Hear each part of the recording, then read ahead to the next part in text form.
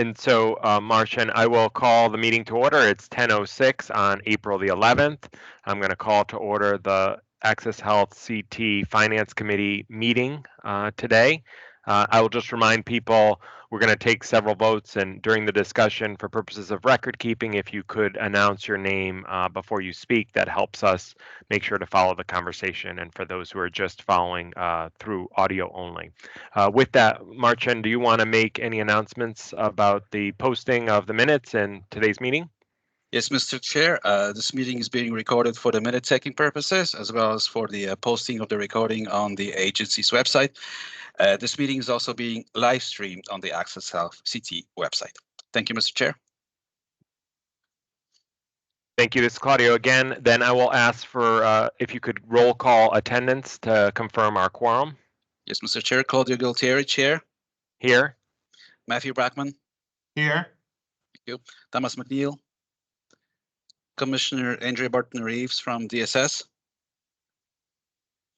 Commissioner Manisha Tutani from DPH. Present. Thank you, Commissioner. Great. This is Claudio again. I just will ask and invite the Access Health senior leadership team that's present on today's meeting to quickly introduce themselves. So good morning, James Michelle, Access Health Connecticut. Gina Walsh, Director of Operations, Access Health Connecticut. Holly Zwick, Director of Finance, Access Health Connecticut. Susan Rich-Bai, Director of Legal and Governmental Affairs, Access Health Connecticut. Good morning, this is Glenn Jurgen, Director of Human Resources with Access Health Connecticut. David, Director of IT, Access Health Connecticut.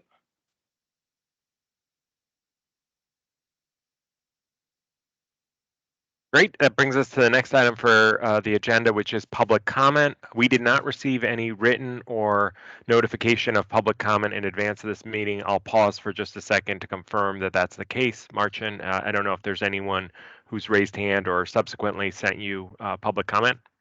No, Mr. Chair, we did not receive any public comments. Okay, thank you. Next item is review and approval of our minutes today. I hope everyone had a chance to look at them in advance of the meeting, and I will now entertain a motion to approve such minutes for the November 9th, 2023 regular meeting. So moved, Matthew. Thank you. Motion has been moved. Do I have a second?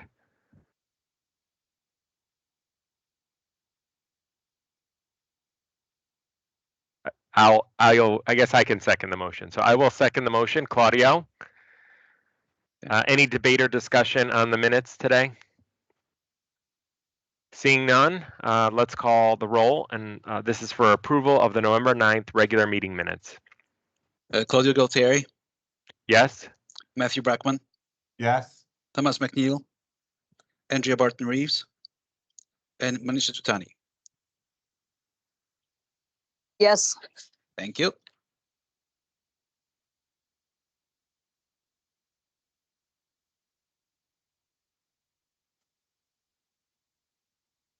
This is Claudio. I'll turn it over to Holly now, who will take us through the presentation for our next agenda item. Great. Thank you, Mr. Chair and members of the board. Again, Holly Zwick, Director of Finance, Access Health. Prior to speaking about the budget, I would like to give you a very brief update on our audit RFP. Our enabling legislation at the Connecticut General Statutes, Section 38A-1082, and Access Health's procurement policy for contracting for personal services require that we solicit proposals at least every 3 years for financial and other professional services. In 2024, Access Health is required to procure financial services to meet this 3-year requirement. We are also subject to the requirements in the Quasi-Public Act at CGS Section 1-123. This act and the exchange's operating policy for audits require that we may not contract with the same person, firm, or corporation to conduct the financial audits of the exchange for more than 6 consecutive fiscal years. We are currently procuring audit services and will notify the board and finance and audit committees when we have completed a contract for financial and audit services. We anticipate having an auditor in place for the next cycle beginning after the end of this fiscal year. Thank you. Let's see. Next slide, please. This slide portrays the fiscal year 24 budget versus actual summary. Access Health is $176,673 under budget at this point in the fiscal year due to timing. Our shared budget with DSS is 1.1 million over budget, and I will be addressing this in a future slide. Next slide, please. Now, in more detail, on the revenue side, we're over budget due to stable interest rates and assessment revenue higher than projected. On the expense side, we're seeing some small savings due to some personnel vacancies. Next slide, please. This slide shows the full year budget adjusted after 3 quarters. As you can see, remaining flat. Next slide, please. Our full year 2024 budget after the 3rd quarter, as I said, will remain flat. I mentioned previously that on the revenue side, interest income has increased as rates have remained steady and assessments are higher than projected. On the expense side, we have spent more contractually on the call center and operations due to Medicaid unwind, which is slated to end on March 31st. Equipment and maintenance also increased due to higher costs for system maintenance and IT enhancements rose a bit, with system enhancements predicted to start earlier than anticipated. Again, offsetting these increased expenses is a vacancy savings in salaries and fringe. Next slide, please. There will be no changes to our shared cost budget with DSS for Q3. Next slide, please.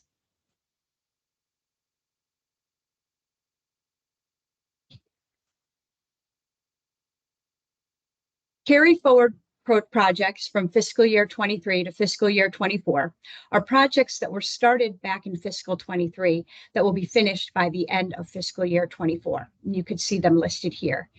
Just to note that some of these projects may be under budget, and in that case, the money left over would go back to reserves.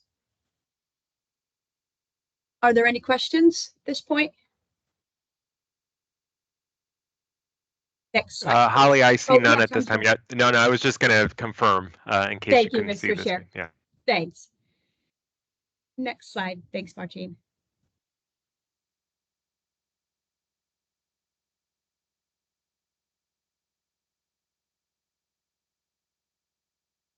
Is this Martine at this point, Mr. Chair, that there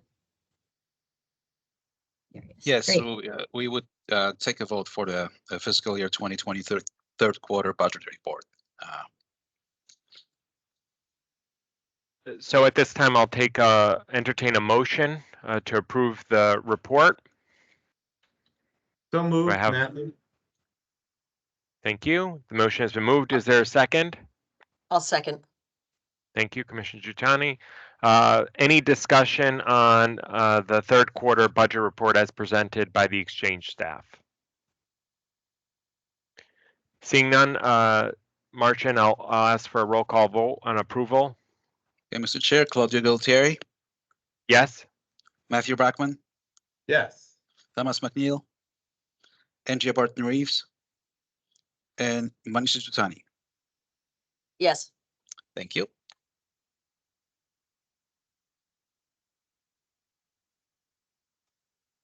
Great. Thank you, Martine. Holly Swick again. This brings us to the investment report. Although it hasn't been quite 6 months since the last investment report, we need to review this topic again today since our next scheduled meeting is in November, and this is a biannual report to the committee. To briefly recap, the objective for Access Health CT exchange funds is to obtain the maximum rate of return while preserving the principal and providing immediate liquidity. Access Health invests in the state of Connecticut Treasurer's short-term investment fund, also known as STIF. This account is available for use by the state's funds and agencies, and state statutes authorize these pooled investment funds to be invested in U.S. government and agency obligations. These investment pools are under the control of the state treasurer. Next slide, please. The year-to-date earnings on the STIF account are $851,909. Access Health CT's investment portfolio is in compliance with our investment policy, and we can meet our expenditure requirements for the next 9 months. Next slide, please. On to our proposed amendment to the investment policy, which was last updated in 2012. Our investment policy core remains the same. There's just 2 points that we've updated. The first is we've added a section on 457B administration, which didn't exist back in 2012. And we have also updated the title of officers to match our current organizational structure. Next slide, please. The proposed fiscal year 25 operating budget is focused on similar strategic initiatives from the last fiscal year, including investments in IT, cybersecurity, and health disparities to aid in supporting our mission of decreasing the number of uninsured residents, improving the quality of healthcare, and reducing health disparities. Next slide, please. On the revenue side, anticipated grant income remains the same. Marketplace assessments increased due to the new assessment rate approved by the board last year. Actuals also came in higher than projected. Interest income, however, is anticipated to decrease due to interest rates. On the expense side, we are seeing an increase in salaries and fringe due to a 3% merit increase. Temporary staffing. Hey, Holly, I think we're in the wrong slide. Oh, I apologize. That's all right. Let's see here. Martin, yeah, there we go. Thank you. Thank you, James. So it's just a brief, marketplace assessments increased due to the new assessment rate approved by the board last year, and actual assessments came in higher. Then interest income is anticipated to decrease due to interest rates. On the expense side, we're seeing an increase in salaries and fringe due to a 3% merit increase, and temporary staffing is increasing for additional resources to help with the CMS IRS audits. Now down to the contractual line item. This is made up of the call center, operations, marketing and outreach, and vendor contracted resources. This line item is increasing by close to $1.8 million due to increased costs in marketing, with 2024 being a presidential election year, as well as the call center incurring additional expenses, as well as IT initiatives. The next line item, equipment and maintenance, which make up software licensing, system maintenance, and equipment purchases, is increasing by approximately $500,000 due to an increase in APCD costs of approximately $323,000, along with increased IT maintenance, as we're always working on improving our systems. Additional initiatives are also driving costs up. Finally, travel has increased to $100,000 because we are able to travel more post-COVID, and travel has become much more expensive. Next slide, please. This is our fiscal year 25 proposed shared budget with DSS, with no change to the overall budget. Our call center costs are increasing, but our shared costs with DSS remain the same. We have seen minimum wage rise with inflation, as well as increased IT maintenance costs. The call center is the largest line item in our budget. To close the gap, we will need significant mitigation efforts. DSS and Access Health are working closely and collectively with our call center vendor to continue to improve the quality of calls and to minimize wait time. We are also very cognizant of the need to leverage all technology available by increasingly utilizing texting and emails in the marketing department, as well as exploring the callback feature for the call center. We are also planning on going out for RFP for the call center later this year, as we are always striving for the best value for the exchange. Next slide, please. The fiscal year 25 projected reserve fund balance is approximately $19.3 million, which equates to 6.2 months of operational funding. This includes $796,352 carried over from fiscal year 24. Are there any questions at this point? Next slide, please, Martine.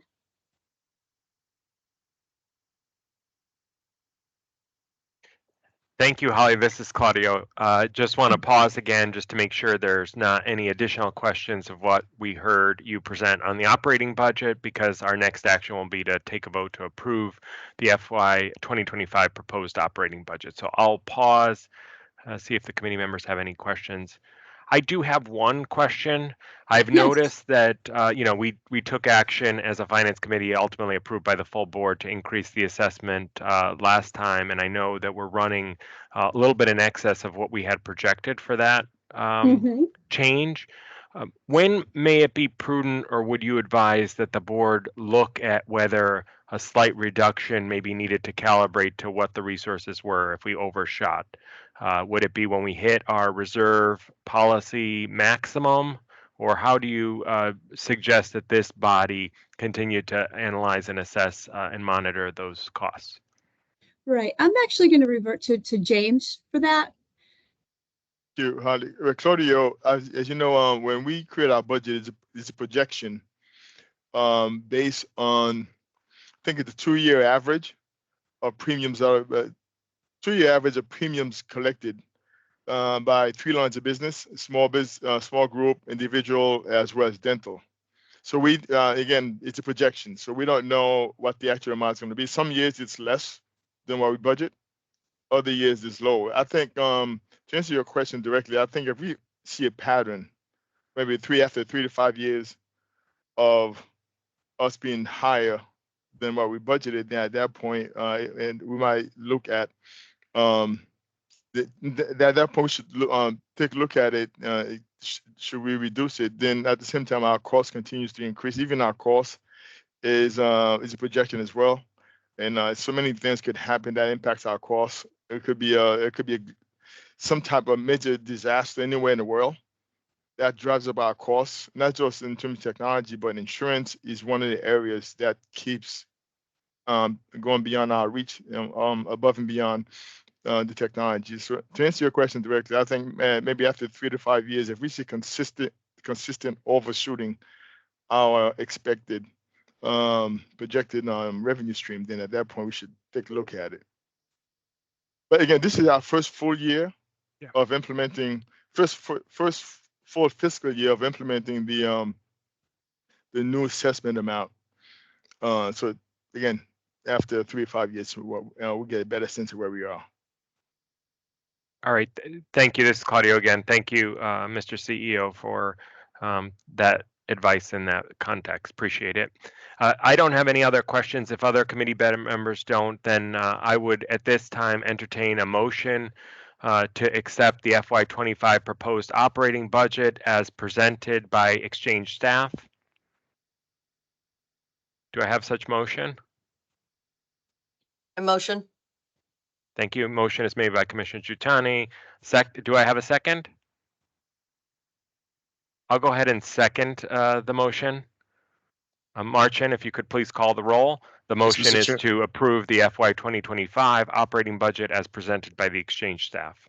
Claudio Gualtieri, Yes? Matthew Brackman. Mr. Yes, sorry. Thank you. Damas McNeil, Angie Barton Reeves, and Manisha Giuttani. Yes. Thank you. I am here. I apologize. I'm having all kinds of computer issues. I finally got my phone working. It's less than ideal, but I do apologize. I am here. Thank you. Commissioner Thank you, Barton Reeves, Commissioner did you want to vote on that? I don't know if you joined and heard the discussion and the vote, but we were just wrapping up the roll call for the FY 2024 budget. Fiscal, Okay, I wasn't fiscal part of year. the discussion, but I have reviewed the slides in detail. And so I do feel comfortable voting if that's appropriate. Okay, so I would vote in favor if that's appropriate. Thank right. you. Thank you. Commissioner. Okay. Motion passes. Thank you. Then this Claudio again, the next item is our discussion of the reserves policies. And for this, I'll turn it back over to Holly for a presentation. Great. Thank you, Mr. Chair. So as Mr. Chair just said, we would like to discuss our proposed reserve policy proposed reserve fund and our policy proposal for 9 months of reserves. As we are aware, organizations in the health insurance industry are prime targets for cyber attacks due to the personally identifiable info, also known as PII, that data that we store, and our connection to other government and financial institutions. The HIPAA journal cites CareSource as an example of this type of cyber attack. CareSource is an Ohio-based Medicaid and Medicare plan provider facing multiple class action lawsuits ranging close to $10 million over a recent cyber attack and data breach. In another example of a public entity, the city of Atlanta in 2018 had to pay $17 million to restore critical services. There are 23 of such similar attacks listed for 2024, according to Insurance Business America. Next slide, please. Holly, very quickly. Oh, Most yes, recently, yes. state of California, the California Exchange had in the call center had a cyber attack where they had to shut down everything, and this was at the end of their 2024 open enrollment, and they had to spend a ton of money at the very end just to recreate a new call center because their call center got hacked and was shut down. So they have a lot of exposure. They're still working through that process now to see if there's any financial exposure to them. Thank you for that, James. That hits home. We worked internally with our IT, legal, marketing, and operations departments to come up with a worst case scenario in the event of a complete shutdown of our system. Marketing and operations costs, including identity restoration and credit monitoring, are covered under the policy. However, the max payout is $10 million, and an absolute worst case scenario, unfortunately, could cost 5 or 6 times this amount. We do have a $75,000 deductible. Next slide, please. The finance team also looked at other areas of need for the reserve funding, such as implementing system changes and mandates. On average, we had to implement one major state and/or CMS mandate since our inception, including examples such as Medicaid Online very recently and Verify Lawful Presence a while back, with costs ranging from $160,000 all the way up to $2.7 million for each mandate. Next slide, please. The proposed reserve policy will determine the target reserve amounts as well as the intended uses of the reserves. This table shows Access Health's reserve funding balances and number of months of operating funding in years 2016 through 2023. Next slide, please. To outline the major points set forth in the proposed reserve policy, the designated funds are set aside by the board. We would like to target 9 months of operating funds, which would equate to approximately $25.2 million for fiscal year 24. The reserves will be funded using unspent revenue, and we will be adding $796,000 plus dollars in fiscal year 2024. The funds are to be used when there is an unanticipated loss of funding, for one-time emergency unbudgeted expenses, and for sudden increases in expenses such as COVID-19 or a terrorist act. A request to utilize reserve funds will be approved by Access Health Finance Committee and Board of Directors. Are there any questions?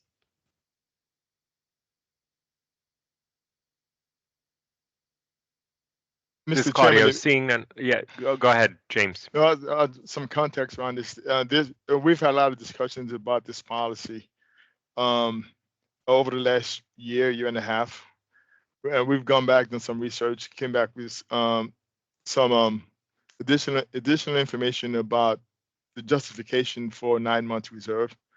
We think 9 months is reasonable. Although we are projecting worst case scenario, maybe about $60-70 million, but again, that's worst case scenario. I think having a $25 million reserve could be helpful to us. It may take us a while to get there.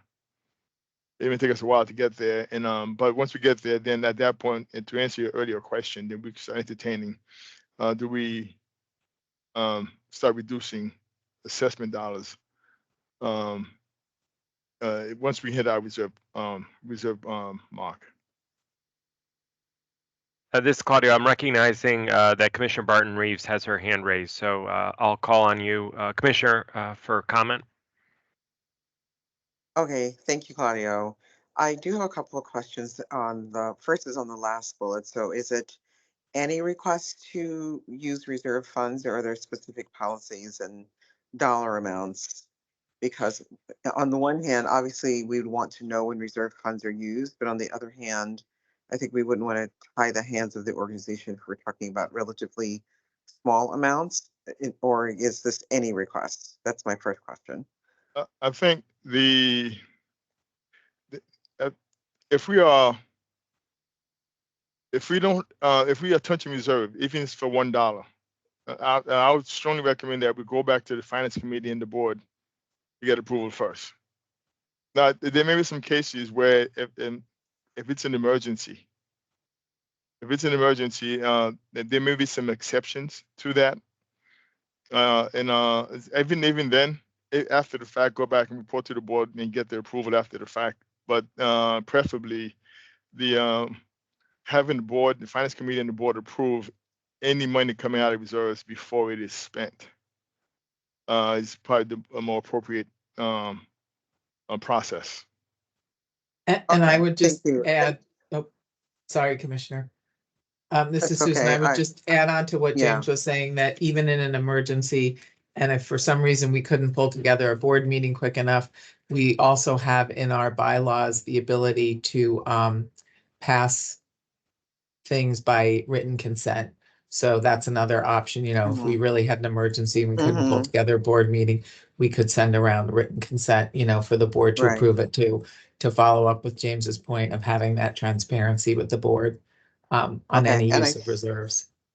All right, and if my very, very rusty knowledge of the nonprofit law doesn't escape me, I think you need unanimous consent if you do it in writing. But I think that'll work. So my second question has to do with the examples that were just provided, which are very real, and the state is actually challenged with one of those as well, not internally, but with respect to Change Health, which is very public and right, and healthcare providers that have been affected by that. So maybe this is a discussion for another time, but just really curious that to maybe at some point we can get an update on what we're doing at Access Health to provide greater levels of security. I know it's almost impossible to work around those kinds of vulnerabilities, but it would be a shame to spend a lot of your reserve in essentially ransom if we didn't have to. Commissioner, we're happy to share that with you. Maybe we could plan a meeting. Marquis, our director of IT, and works very closely with the state's IT department. And again, we share responsibility with them. They're the first line of defense for us, because we are leveraging the state system for everything that we do. So I think it's worth having a conversation somewhere down the road to kind of give you a full picture of what we have in place to minimize risk, this type of risk of happening to Connecticut, to the exchange. And I say minimize because you could never have complete risk-free environment. That's right. Okay, thank you. And our cyber policy would, one of the items, as Holly mentioned, that it would cover, obviously we have our coverage limits under the policy, but it does also cover ransom as well. Okay, thank you. I'm Matthew. And I think maybe this got touched on in the commissioner's kind of question and answer at the first part of it, but don't we have decent enough cash flow? Like, what is shouldn't, I guess I'm lost on when is there an emergency that you need access to cash that badly that you couldn't have a week to figure out when to do a special meeting? So, Matt, your question is,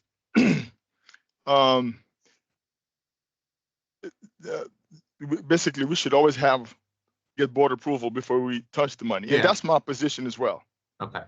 That's my position. And just saying that, but if something happened today and we have to spend money today, for whatever reason, under those extraordinary, extreme examples, I would call chair the finance committee and chair the board, have a conversation with them before we do anything. Ah. But I am much more comfortable having the finance committee's approval and the board's approval before we touch the reserve Yeah. for any reason, unless it's something so extreme. And I cannot give you an example of what that is, but it would have to be something extraordinary beyond our control for that to happen. Yeah, I mean, I'm struggling with that same thing of like, Yeah.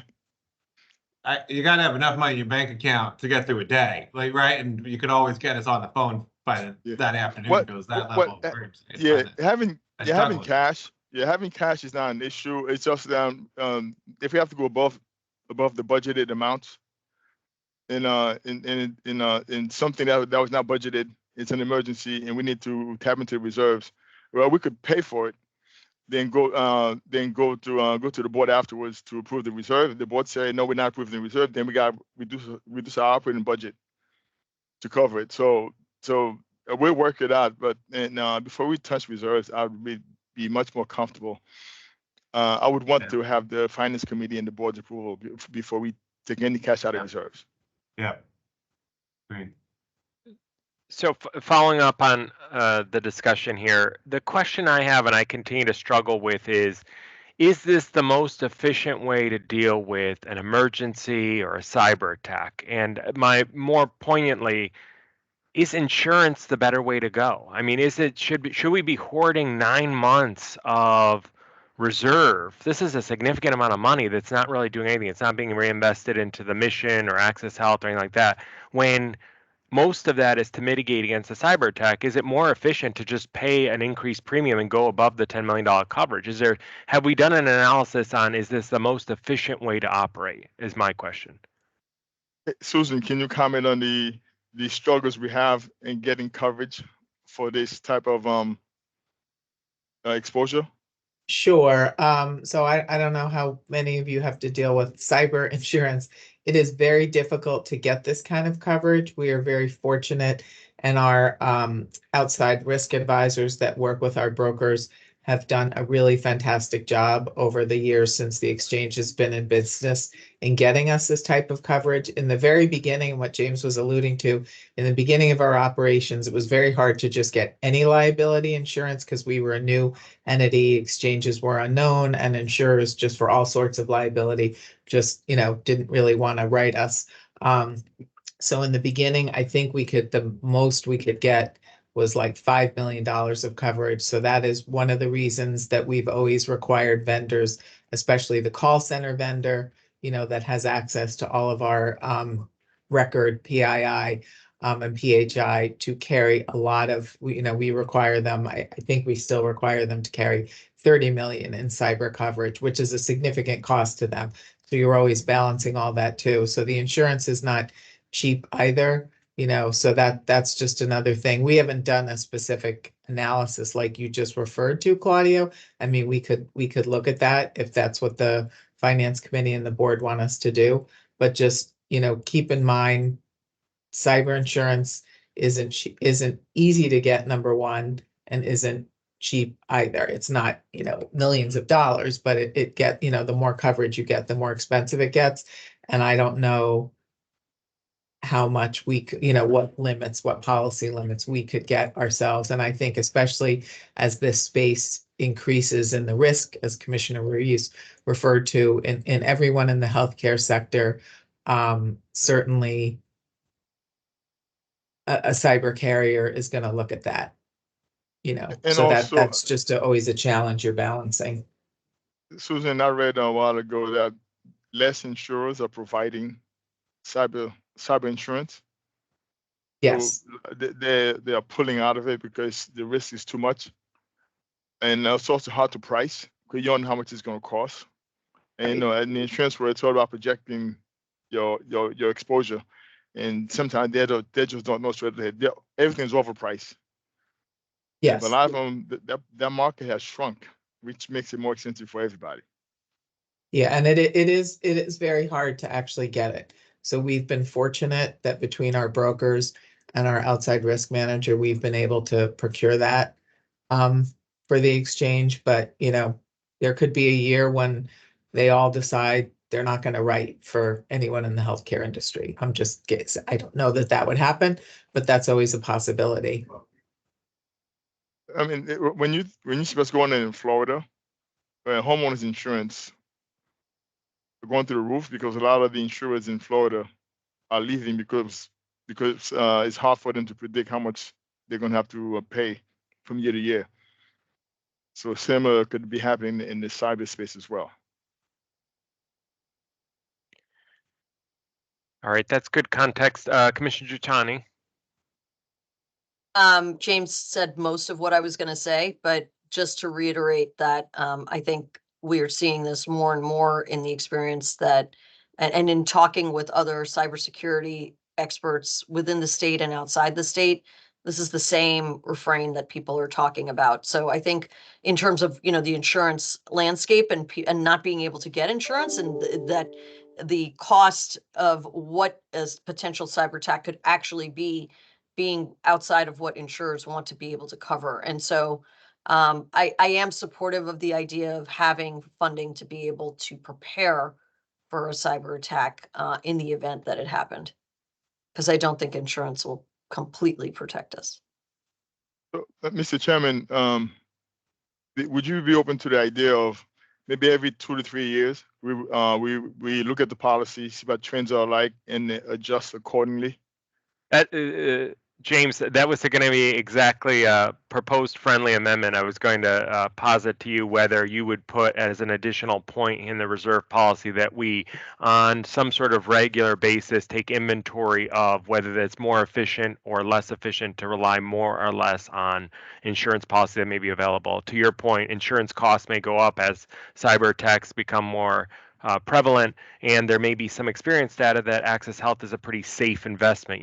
The more years we're in business, that sort of may be a mitigating factor. So I think we should, if you're amenable to it, add an intentional look on a periodic basis of whether our insurance amount should be calibrated up and down, and whether that changes our assessment of how much is needed in reserves. Absolutely. As a matter of fact, we work with Susan in the insurance brokers to have an independent outside look at it, and maybe every 3 years at a minimum, and come back to the finance committee. And if they report to the finance committee what the report says, then I'm making the adjustments accordingly. Yeah, that's excellent, because it could go either way, right? I mean, we could find that it's so cost prohibitive that we need to actually reserve more, or it could get a lot cheaper, in which case we may want to pivot differently. Yes. Commissioner Barton Reeves, I have seen your hand up and down, but I'm not sure if it's a legacy hand, so I'll pause to see if you wanted to. I'm sorry. It is, and I do have to go in just a couple of minutes. I apologize. Somebody popped in a 10:45 meeting that I didn't know anything about until 2 minutes ago. So I did. I just wanted to echo James's experience when I was standing up paid leave.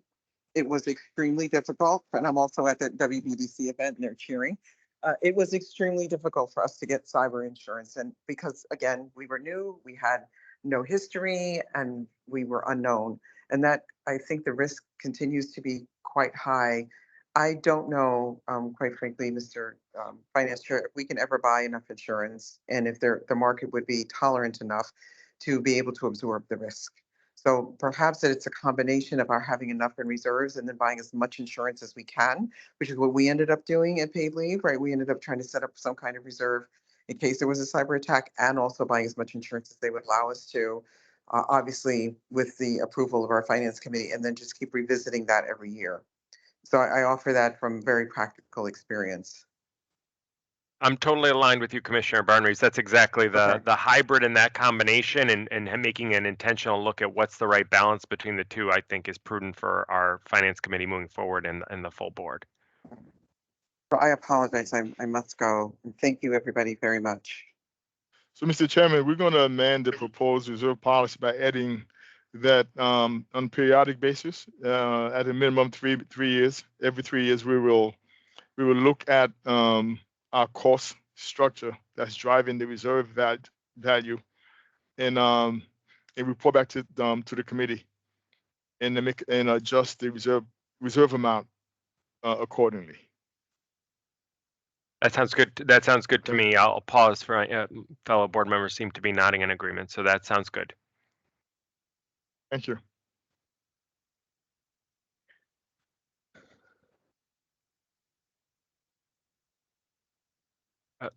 So with that, should we entertain the vote with as amended, or do we want to hold for a formal amendment and come back at a future meeting for this? I'll pause to take direction from you, James.